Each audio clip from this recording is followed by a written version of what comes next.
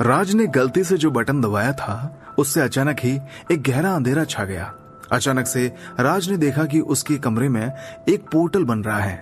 अपनी सांसें रोककर राज उस पोर्टल की तरफ देखने लगा।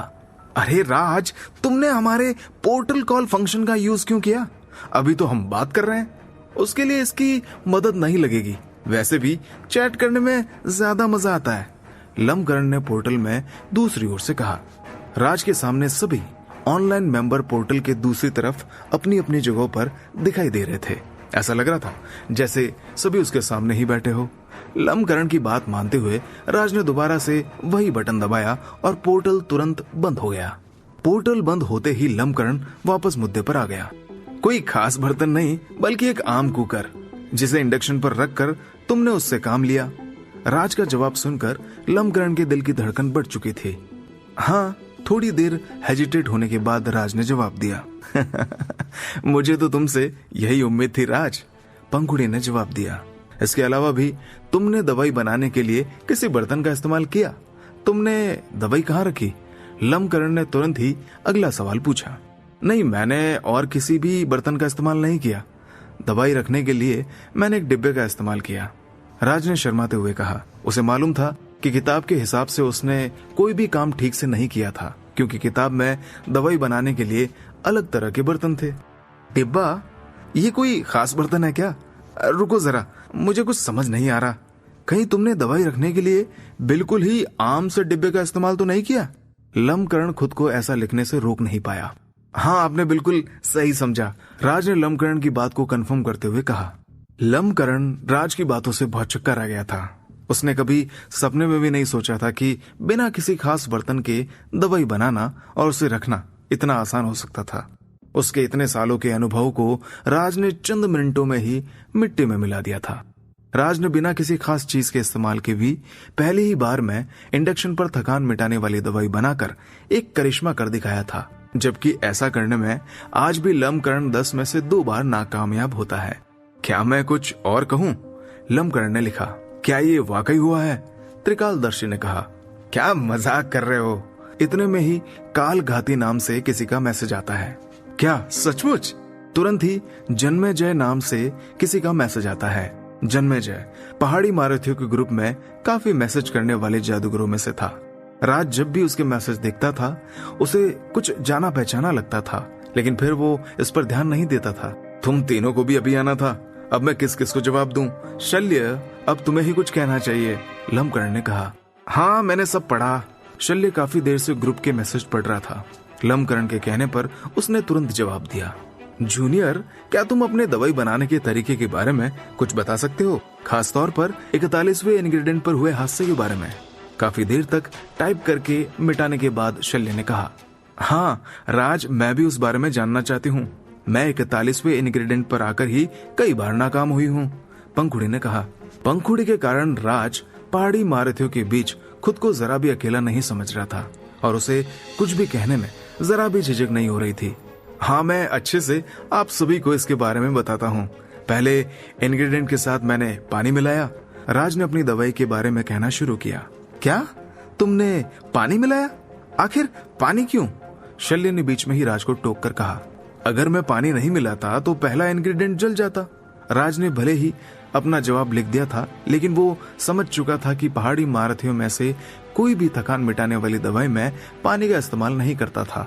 ठीक तो है, इसने इंडक्शन और कुकर में दवाई बनाई, इसीलिए इसने पानी का इस्तेमाल किया, लमकरण ने कहा, लेकिन अंदर ही अंदर वो दर्द में करा रहा था। अच्छा ठीक है, अब तुम आगे बताओ। पहले इंग्रेडिएंट में पानी मिलाने से ज्यादा बड़ी दिक्कत नहीं आती है, शल्य ने कहा। जैसे जैसे राज आगे बताता गया, पहाड़ी मारुति उसके तरीके के बारे में सोचते चले गए। उन्हें समझ नहीं आ रहा था कि जूनियर नाम के इस लड़के ने आखिर इंडक्शन और कुकर लेकर दवाई बनाने का मन भी कैसे बनाया। राज की समझ में भी अभी नहीं आ रहा था कि इन लोगों को इंडक्शन और कुकर के बारे में सुनकर इतना सदमा क्यों लग रहा था। इसीलिए ज्यादा न सोचते हुए वो अपने दवाई बनाने के तरीके को बताता गया। उसने किस तरह टेम्परेचर और टाइम का ध्यान रखा था, साथ ही साथ उसे कौन कौन सी परेशानी आई। राज की बातें सुनते हुए और उसके तरीके के बारे में सोचते हुए शल्य हैरान रह गया था। अभी तक कुछ ज्यादा बुरा नहीं हुआ था, लेकिन जैसे ही मैंने 41वां इंग्रेडिएंट मिलाया तो एक अजीब सी गंदी और तीखी बदबू चारों तरफ फैल गई। पानी तेजी से उबलने लगा और बर्तन में बहुत कम पानी बचा। मुझे इसका कोई कारण तो नहीं पता था, तो मुझे लगा कि शायद ये प्रोसेस का ही हिस्सा होगा। राज ने कहा, मुझे भी ये भाप बनने वाली दिक्कत आई थी। राज की बात खत्म होते ही पंखुड़ी ने तुरंत कहा, हाँ, मुझे भी ऐसी दिक्कत आई थी। कालघाती ने कहा। कालघाती का कबीला वैसे तो दवाई बनाने वालों में से नहीं था, लेकिन कभी कभी वो कुछ कम कठिन दवाइयां बनाता रहता था। ऐसा इसीलिए होता है क्योंकि 41वां इंग्रेडिएंट एक कैटलिस्ट है। जैसे ही इसे डाला जाता है तो प्यूरिफिकेशन की स्टेज शुरू हो जाती है। जब भी तुम लोगों ने थकान मिटाने वाली दवाई बनाई होगी, तब 41वें इंग्रेडिएंट पर तुम लोगों ने टेम्परेचर और टाइम का ठीक से ध्यान नहीं रखा होगा। अगर तुम लोगों को ठीक से इसे करना सीखना है तो लगातार मेहनत करते रहना होगा। इसका कोई शॉर्टकट नहीं है। शल्य ने जवाब दिया, क्योंकि उसे मालूम था कि ये सब चीजें बस अनुभव से ही सीखी जा सकती थी। राज, अब मुझे ये बताओ कि तुमने इस परेशानी से खुद को कैसे बाहर निकाला? शल्य ने आगे की प्रोसेस जाननी चाहिए। जब मैंने देखा कि पानी तेजी से उबल रहा है तो मैंने थोड़ा पानी और मिला दिया ताकि भाप बनने की रफ्तार को धीमा किया जा सके। राज ने जवाब दिया। थोड़ा और पानी? हाँ, शायद धीमा करने का ये तरीका अच्छा था, लेकिन इसके बाद क्या? इससे बस रफ्तार धीमी हुई थी, खत्म तो नहीं हुई होगी। तुमने फिर क्या किया? शल्य ने आगे पूछा। साथ ही साथ शल्य सोच में पड़ गया कि पानी मिलाना वैसे तो अच्छा तरीका था, लेकिन यदि वो ऐसे सिचुएशन में होता तो पानी की जगह किसी जादुई लिक्विड को चुनना ही उसे बेहतर लगता, जिससे थकान मिटाने वाली दवाई को एक नई ऊंचाई मिल सकती थी। इसके बाद मैं बचे हुए सारे इंग्रेडिएंट को एक साथ ही डाल दिया और टेम्परेचर को पूरा बढ़ाकर दवाई के तैयार होने का इंतजार करने लगा। आखिर में मेरे बर्तन का ढक्कन हवा में उछल गया और मुझे बस 5 चम्मच थकान मिटाने वाली दवाई मिली। राज ने आगे की बात बताई। क्या? पूरी 5 चम्मच? अगर तुम्हारी चम्मच का आकार बिल्कुल नॉर्मल है तो 5 चम्मच दवाई बहुत कहलाती है। लम्बकरण ने गहरी सांस लेकर कहा। उसे मालूम था कि आमतौर पर थकान मिटाने वाली दवाई 3 चम्मच से ज्यादा नहीं बनती। इसके पहले बनाई दवाई की तुलना में ये कैसी थी? अरे, मैं तो भूल ही गया था कि तुमने पहली बार ये दवाई बनाई थी। अब मैं तुम्हारे बताए तरीके से दवाई बनाकर देखूंगा, उसके बाद ही मैं इस बारे में कुछ कह सकता हूँ। शल्य ने अपनी बात खत्म करते हुए कहा और तुरंत ही ऑफलाइन हो गया। जब भी दवाई बनाने की बात होती है तो शल्य बेसब्र हो जाता है। अब उसकी दवाई बन जाने के बाद ही बात करते हैं। अगर राज की बातें सही हैं तो ये थकान मिटाने वाली दवाई बनाने का सबसे आसान तरीका हो जाएगा। इसके बाद जो भी थकान मिटाने वाली दवाई बनाएगा वो राज का शुक्रगुजार होगा और मुझे लगता है ये राज के लिए काफी बड़ी बात होगी। लम्बकर्ण ने कहा। पहाड़ी महारथियों के बीच अपनी बात रखकर राज जादू की दुनिया में कदम रखना चाहता था, लेकिन दवाई बनाकर और उसे खाकर वो पहले ही जादूगरों के बीच में आ चुका था। तो राज, पहाड़ी महारथियों में तुम्हारा स्वागत है। वैसे ये सारी चीजें बाबा बैरागी को तुम्हें बतानी चाहिए, क्योंकि उनकी बदौलत ही तुम हमारे साथ जुड़ पाए हो और उन्होंने ही अब तक तुम्हें ग्रुप में बरकरार रखा है। उन्हें लगता था कि तुम्हारा इस ग्रुप में आना किसी न किसी चीज का इशारा था। हालांकि उनका कुत्ता आजकल काबू से बाहर हो गया है, इसीलिए वो जल्दी तुमसे बात करेंगे। लम्बकर्ण ने कहा। बाबा बैरागी की कुत्ते की बात सुनकर राज बहुत चक्का रह गया। उसे नहीं लगता था कि कुत्ते की भी इतनी अहमियत हो सकती थी।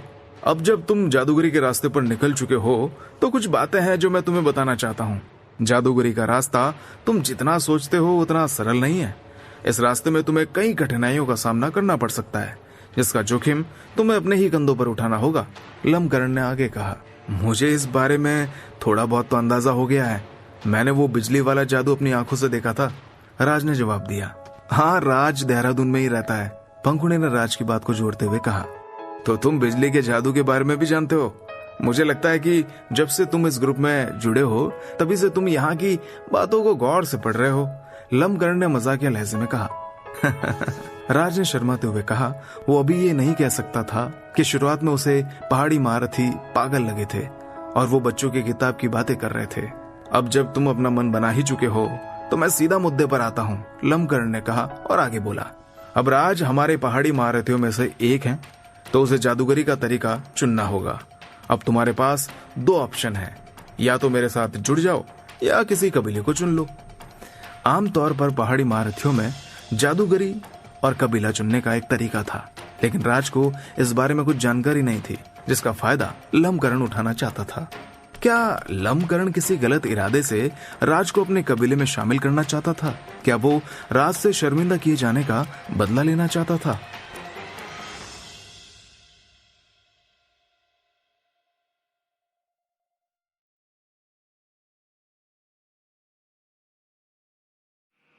राज, तुम चाहो तो तुम हमारे भ्रामक कबीले से भी जुड़ सकते हो।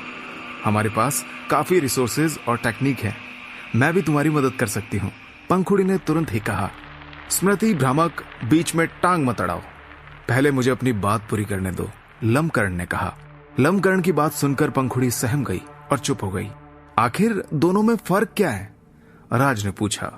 हर ऑप्शन का अपना फायदा और नुकसान है, लेकिन खुद से जादू सीखने से बेहतर है कि किसी कबीले से जुड़ जाओ। चलो, सबसे पहले मैं तुम्हें कबीले से जुड़ने के बारे में बताता हूँ, लम्बकर्ण ने कहा और आगे बोला। जैसे ही तुम किसी कबीले से जुड़ते हो तो तुम्हें वहां एक मास्टर मिलेगा जो तुम्हें जादू करना सिखाएगा और अपना सारा अनुभव तुम्हें दे देगा, जिससे जादू करने के दौरान तुम्हें कोई नुकसान नहीं हो पाएगा और तुम्हारा काफी समय बचेगा। अगर तुम्हारे पास सही हुनर होगा तो तुम्हें कभी भी रिसोर्सेज और टेक्निक की कमी नहीं होगी। साफ तौर पर जो भी जादू में अपनी जिंदगी झोंकना चाहता है उसके लिए ये बेस्ट ऑप्शन है। राज लम्बकर्ण के मैसेज को ध्यान से पढ़ने लगा, लेकिन लम्बकर्ण अभी भी टाइप करता गया। हालांकि अगर तुम कबीले से जुड़ते हो तो तुम्हें उनके बनाए सारे नियम मानने होंगे और कबीले के लिए काम करना होगा। ये बात तो तुम जानते ही होंगे कि नियमों में बंधे बिना कुछ भी हासिल नहीं होता। जब तुम्हारे कबीले वाले तुम्हें कई सारे रिसोर्सेज दे देंगे तो तुम्हें उसकी कीमत अदा करनी होगी। खास तौर पर अगर तुम फकीरों के कबीले में शामिल होंगे तो तुम्हें अपना सिर मुंडाना होगा और बुद्ध साधुओं की तरह रहना होगा। तुम्हें अपने परिवार के साथ साथ मोह माया को भी त्यागना होगा और तुम तब तक जादू नहीं कर सकते जब तक तुम्हारी ट्रेनिंग पूरी नहीं हो जाती। इस मामले में अगर तुम्हारी किस्मत अच्छी नहीं है तो शायद तुम कभी भी अपने परिवार से नहीं मिल सकते। लम्बकर्ण ने बात पूरी करते हुए कहा। बचपन में लम्बकर्ण एक बार एक बुरे लड़के से बचने के लिए एक बुद्ध मंदिर में चला गया था। इसके बाद से ही उसे बुद्ध साधुओं से डर लगने लगा था। इतने में ही फकीर ने एक इमोजी भेजा। असल में सिर्फ फकीर कबीले वाले ही घर वालों से दूर रहने को नहीं कहते, बल्कि बाकी कबीले वालों की भी यही शर्त होती है, क्योंकि कबीले वालों को किसी भी तरह का अटैचमेंट पसंद नहीं है। उनकी एक ही ख्वाहिश होती है कि उनका स्टूडेंट शरीर और मन दोनों तरह से कबीले में ही रहे। ट्रेनिंग के पहले बहुत ही कम किसी भी स्टूडेंट को बाहर जाने मिलता है। लम्बकर्ण ने फकीर के मैसेज के बाद अपनी बात को सुधारते हुए कहा। इसके बाद फकीर ने हंसने वाला एक इमोजी भेज दिया। असल बात ये थी, फकीर के पिछले इमोजी से लम्बकर्ण घबरा गया था, इसीलिए उसने अपनी सफाई में बाकी की बातें बताई। कुछ खोकर ही कुछ पाया जा सकता है, शायद यही कबीले का असूल है। कबीले के बारे में राज की समझ में आ चुका था, हालांकि वो भी समझ गया था कि वो किसी कबीले से नहीं जुड़ सकता। फिलहाल राज अपने परिवार से अलग नहीं हो सकता था, ना ही जादू के लिए वो अपना घर छोड़ने के लिए तैयार था। उसे रहने के हिसाब से अपनी यही दुनिया बेहतर लगती थी। राज, हमारे भ्रामक कबीले में काफी आजादी है। अगर कोई भी तीसरे लेवल तक पहुंच जाता है तो साल में एक लंबे समय के लिए बाहर जा सकता है। इसके अलावा वहां मैं भी मौजूद रहूंगी, तो मैं पूरी कोशिश करूंगी कि तुम्हें ज्यादा से ज्यादा आजादी मिल सके। पंखुड़ी भी अपनी तरफ से कोई कसर नहीं छोड़ना चाहती थी। वो राज को अपने कबीले में शामिल करवाना चाहती थी। शुक्रिया, राज ने जवाब दिया। राज को पता था कि जादूगरी का तीसरा लेवल हासिल करना आसान बात नहीं थी, जबकि पंखुड़ी ने बड़ी आसानी से ये बात कह दी थी। पंखुड़ी दिमाग से तेज थी, इसीलिए उसे सभी पहाड़ी महारथी जीनियस बुलाते थे। उसने बचपन में ही जादू करना शुरू कर दिया था। अब वो 20 साल की हो चुकी थी और तीसरे लेवल तक पहुंच चुकी थी, जबकि राज जादू के मामले में इतना जीनियस नहीं था। उसे पता था कि तीसरे लेवल तक आने में उसे 40-50 साल लग जाएंगे और इतने में उसके मम्मी पापा इस दुनिया से जा चुके होंगे। अच्छा, तो अब मैं तुम्हें खुद से जादू सीखने के बारे में बताता हूँ। मैं भी इसी तरह का जादूगर हूँ। ऐसे जादूगरों के पास कोई टीचर नहीं होता, ना ही उनके पास कोई रिसोर्स होते हैं, ना जादू करने की कोई खास जगह। ऐसा जादूगर हर काम अपने बूते पर करता है। इसका एक ही सबसे बड़ा फायदा है और वो है आजादी, लम्बकर्ण ने कहा। लम्बकरण जानता था कि आजाद रहकर जादू करना कितना कठिन था। लम्बकरण इस मामले में थोड़ा किस्मत वाला भी था, क्योंकि शाही शेर से बचपन में ही उसकी दोस्ती हो गई थी और वो लगातार उसकी मदद करता रहता था। शाही शेर के कारण ही वो पहाड़ी महारथियों में शामिल हुआ था, लेकिन वो अकेला ही था जो बिना किसी कबीले का था। अब तक वो 5वें लेवल पर आ चुका था और जल्द ही वो अगले लेवल को हासिल करने वाला था। अगर वो किसी आम आजाद जादूगर की तरह ही होता, जिसके पास कोई रिसोर्स या कोई जादू करने की जगह नहीं होती, तो शायद वो दूसरे या तीसरे लेवल पर ही अटक कर रह जाता और फिर एक दिन एक आम मौत का शिकार हो जाता, क्योंकि उसे आगे बढ़ने का कोई मौका ही नजर नहीं आता।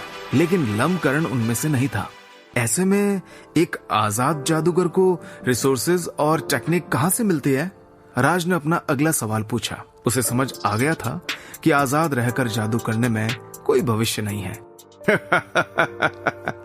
अगर तुमने पहाड़ी महारथियों में अपनी जगह न बनाई होती तो मैं तुम्हें यही सलाह देता कि किसी कबीले से जुड़ जाओ, क्योंकि आजाद रहकर जादू करना वाकई बहुत कठिन है। पहले के समय में आजाद जादूगरों को दवाई के इंग्रेडिएंट्स ढूंढने और दवाई बनाने में बहुत दिक्कतें जाती थी। हालांकि पहाड़ी महारथी बहुत ही खास ग्रुप है। यहाँ के एडमिन, बाबा बैरागी और बाकी ताकतवर जादूगर एक दूसरे की मदद करने में विश्वास रखते हैं। तुम्हें इनसे समय समय पर मदद मिलती रहेगी। ऐसे ही तो एक सीनियर अपने जूनियर की मदद करता है, और तुम्हारा तो नाम ही जूनियर है। इसके अलावा अगर तुम ग्रुप में किसी की भी मदद करते हो तो तुम्हें उसके बदले में कुछ ना कुछ जरूर मिलेगा। जैसे इस बार स्मृति भ्रामक ने तुम्हें दवाई बनाने के इंग्रेडिएंट्स भेजे थे, ठीक वैसे ही। हालांकि स्मृति भ्रामक तो बहुत अच्छे दिल की बच्ची है, ऐसे लोग मिलना काफी कठिन होता है, इसीलिए हर बार अच्छे की उम्मीद करना भी बेकार ही है। लम्बकरण ने हंसते हुए कहा, सीनियर लम्बकरण, मैं अब बच्चे नहीं हूँ, पंखुड़ी ने गुस्से वाले इमोजी के साथ कहा। राज ने पंखुड़ी के गुस्से भरे चेहरे के बारे में सोचा। उसे लगा कि गुस्से में पंखुड़ी कितनी प्यारी लग रही होगी। तो अगर तुम आजाद जादूगर बनने के बारे में सोच रहे हो तो तुम्हें इस ग्रुप में लगातार एक्टिव बने रहना होगा। अगर तुम यहाँ ठीक तरीके से बने रहे तो टेक्निक, दवाई और बाकी रिसोर्सेज तुम्हें मिलते रहेंगे। कहा जाए तो पहाड़ी महारथी भी अपने आप में एक कबीले जैसा ही है, लम्बकरण ने आगे कहा। लम्बकरण की सारी बातों को अच्छे से समझने के बाद राज को एहसास हुआ कि वो आजाद जादूगर रहकर ही ठीक से काम कर पाएगा। तो फिर बताओ, तुम आजाद जादूगर बनोगे या कोई कबीले से जुड़ जाओगे? लम्बकरण ने पूछा। राज, ये तुम्हारे भविष्य के बारे में है, तो तुम्हें कोई भी नतीजे पर पहुंचने में जल्दबाजी नहीं करनी चाहिए। शांति से बैठकर ध्यान से सोचो। अगर तुमने सोच समझकर फैसला नहीं लिया तो शायद तुम्हें पछताना पड़ सकता है। लम्बकरण की बात खत्म होते ही कालघाती बोला, शुक्रिया सीनियर, मैं आपकी बात अच्छे से समझता हूँ। मैं आजाद जादूगर बनना ही पसंद करूंगा। राज ने अपना मन बनाकर कहा, क्या तुम्हें इस बारे में थोड़ा और नहीं सोचना चाहिए? अगर तुम आजाद जादूगर बन गए तो भविष्य में किसी कबीले से जुड़ना तुम्हारे लिए मुश्किल होगा। कालघाती ने अपनी बात को साफ करते हुए कहा। यह बात जादूगरों में आम थी कि कोई भी कबीला आजाद जादूगरों को शामिल नहीं करता था, क्योंकि पहले से भरे हुए कागज की जगह कोरे कागज पर लिखना आसान होता है। इसके अलावा जो लोग शुरू से ही कबीले में रहकर सीखते हैं वो आजाद जादूगरों से ज्यादा कबीले के वफादार होते हैं। ऐसी ही कई बातें थी जो आजाद जादूगरों को कबीले में शामिल होने से रोकती थी। जब तक किसी आजाद जादूगर में बहुत हटकर कोई खासियत ना हो, कोई भी कबीला उसे शामिल नहीं करता था। हाँ, मैंने अच्छे से सोच लिया है, राज ने पूरे दृढ़ निश्चय के साथ कहा। यह उसका अपना फैसला था। अब चाहे वो सही हो या नहीं, वो अपने फैसले पर बरकरार रहना चाहता था। इसके बाद कालघाती ने राज से कुछ भी कहना ठीक नहीं समझा और वो चुप हो गया।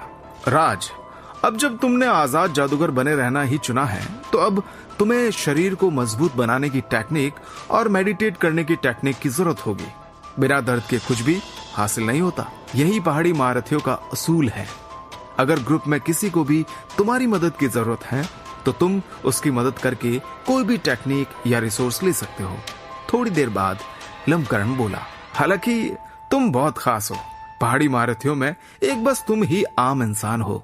तुम इतने कम ताकतवर हो कि अगर तुमने अपने आधार पर ठीक से काम नहीं किया तो शायद तुम्हारे पास इतनी ताकत भी नहीं होगी कि तुम किसी की भी मदद कर पाओ। लम्बकर्ण ने राज को समझाते हुए आगे कहा। लम्बकर्ण जानता था कि पंखुड़ी के मामले में ऐसी बात नहीं थी, क्योंकि उसे बस कोई रास्ता बताने वाला चाहिए था, लेकिन बाकी जादूगरों को जादूगरी में ही किसी की जरूरत होती थी। लम्बकर्ण की बात के जवाब में राज ने हंसने वाला इमोजी भेज दिया।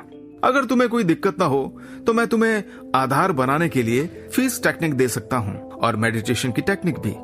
अभी अभी तुमने जो दवाई बनाई है उससे भी तुम्हें मदद मिल सकती है। इन चीजों से तुम 100 दिनों में आधार बनाने के काम में कामयाब हो जाओगे और पहले लेवल के जादूगर बन पाओगे।